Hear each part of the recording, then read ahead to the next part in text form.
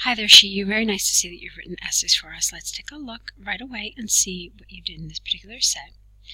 Okay, skills, creativity, by doing an enjoyable activity. Let's see what you said here. Okay, debates over the best way of education have long existed in our society. Some argue that entertaining activities are more effective ways to teach children essential skills and cultivate creativity than reading. After considering the educational effects of electronic games and sports, this essay will prove that such activities are in fact more educational than reading.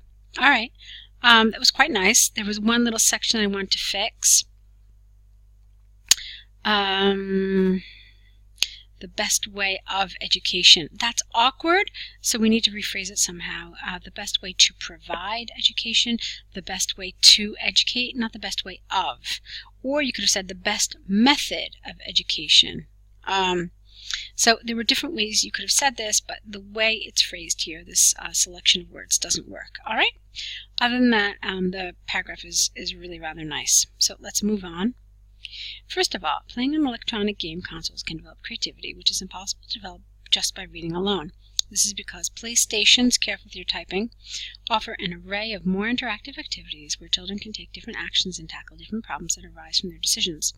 The unlimited possibilities that constantly promote players to think outside the box, we usually say. Think outside the box and find more innovative solutions. Whereas children only passively accept information when they read.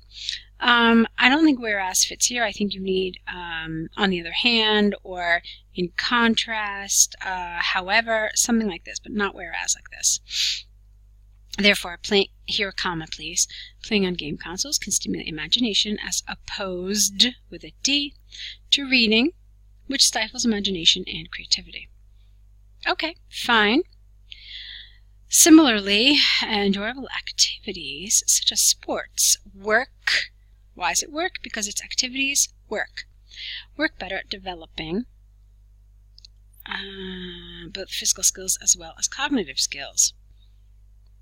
Okay, through playing competitive sports like basketball and tennis, children gain acute judgment and responsiveness. This theory is supported by a recent study done by the British Sports Council. According to the study, students who engage in sports on a regular basis outperform their counterparts by 10% in psychometric tests designed to test their responsiveness. This study shows a strong correlation between sports and cognitive acuity. All right, that's really rather nice. So let's see. Here you said creativity. You said they think outside the box, they find innovative solutions. Here you said they develop skills, especially quick thinking. Okay, fine. To conclude from the examples and arguments given above, I firmly believe that enjoyable activities are more effective than reading in terms of developing essential skills and creativity. Okay. For your first essay, Shiyu, it's really quite nice. You've got a lot of higher level vocabulary that I really liked. I already mentioned a couple. Let's see, you use things like cultivate. Let's see, what else did you do that I really liked? Unlimited possibilities, tackle problems, stimulate imagination, stifles imagination, which was nice,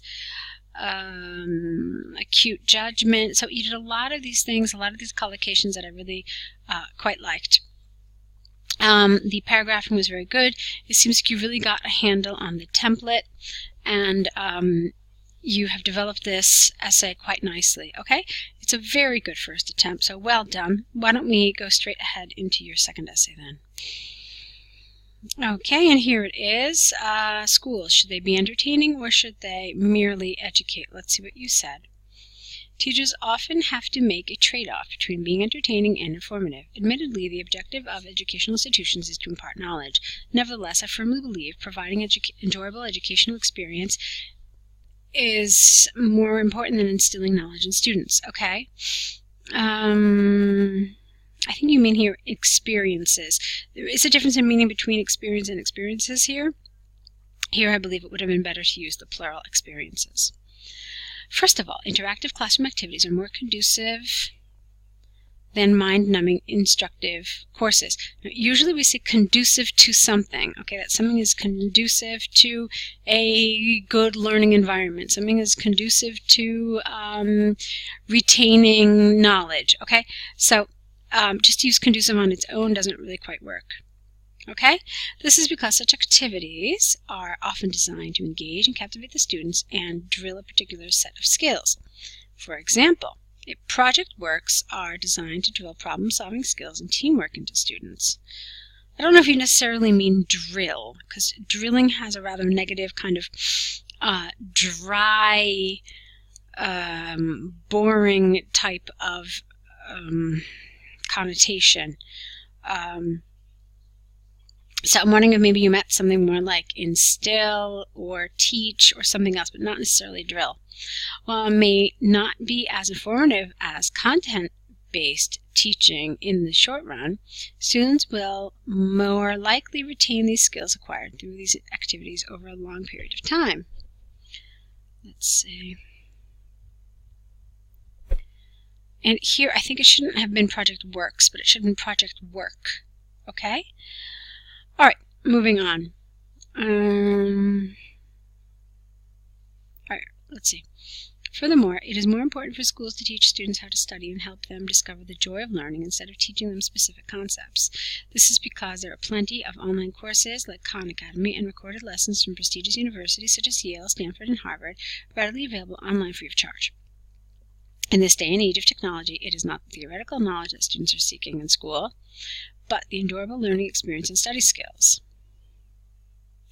Okay, Shiyu, here I have a little problem with the development of this paragraph. Online courses, there's really no reason that you have presented us that explains why these online courses from universities like Yale, Stanford, etc., why they are entertaining.